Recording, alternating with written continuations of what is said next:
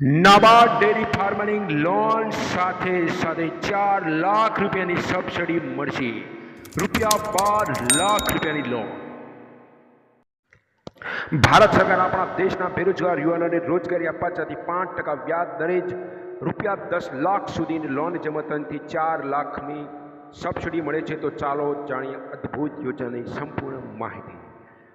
Loan લેવા માટે સૌપ્રથમ બેંકની અરજી કરવાની હોય છે. ત્યારબાદ બેંક અરજી નાબાર્ડને મોકલે છે અને નાબાર્ડ જે તે રકમ બેંકને મોકલે છે અને બેંક જે તે લાભાર્થીને લોન આપે છે. લાભાર્થીને ડેરી ઉદ્યોગને લગતા સાધનો ખરીદવા માટે 25% સુધીની સબસિડી આપવામાં આવે છે અને SSC અને ST કેટેગરીના લાભાર્થીઓને સાધનોની ખરીદના ખર્ચના 33.3% સબસિડી આપવામાં આવે છે. 13 લાખ કે તેથી વધુની ખરીદી પર. લોનની રકમ લાભાર્થીના સિબિલ સ્કોર, લાભાર્થીના બિઝનેસ પ્રોજેક્ટ પર આધાર રાખે છે. જો વ્યાજ દર જ્યાંથી 5%થી શરૂઆત થાય છે, આ વ્યાજ દર ખૂબ જ ઓછું છે, કેમ કે અન્ય પ્રકારની લોનનું વ્યાજ દર 12%થી તો શરૂ થતું હોય છે. ડેરી ઉદ્યોગ શરૂ કરવા માટે ડોક્યુમેન્ટ હોવા જોઈએ.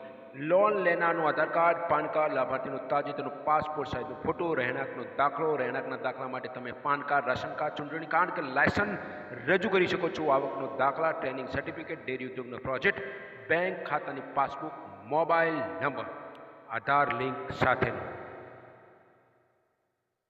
લોન લેવા માટેના નિયમોની શરતો.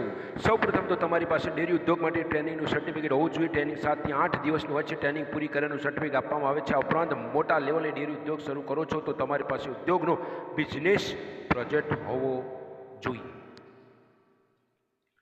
બેંક તમારી જમીન વિશેની માહિતી પણ ખરાઈ કરે છે કે તમારી ખુદની જમીન છે કે નહીં, અન્યની. આ ઉપરાંત પશુઓ વિશેની માહિતી તેમજ પશુઓને સાચવવા માટેનો તબેલો વગેરે છે કે નહીં તે સંપૂર્ણ માહિતી બેંકના કર્મચારી દ્વારા ખરાઈ કરવામાં આવે છે.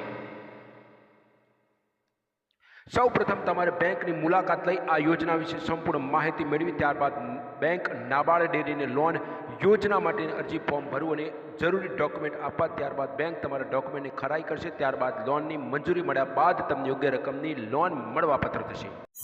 આ વિડીયો જનરલ નોલેજ ઉપર આધારિત છે, જેનું પુષ્ટિ કરતું નથી. ચેનલને સબસ્ક્રાઇબ જરૂર કરજો.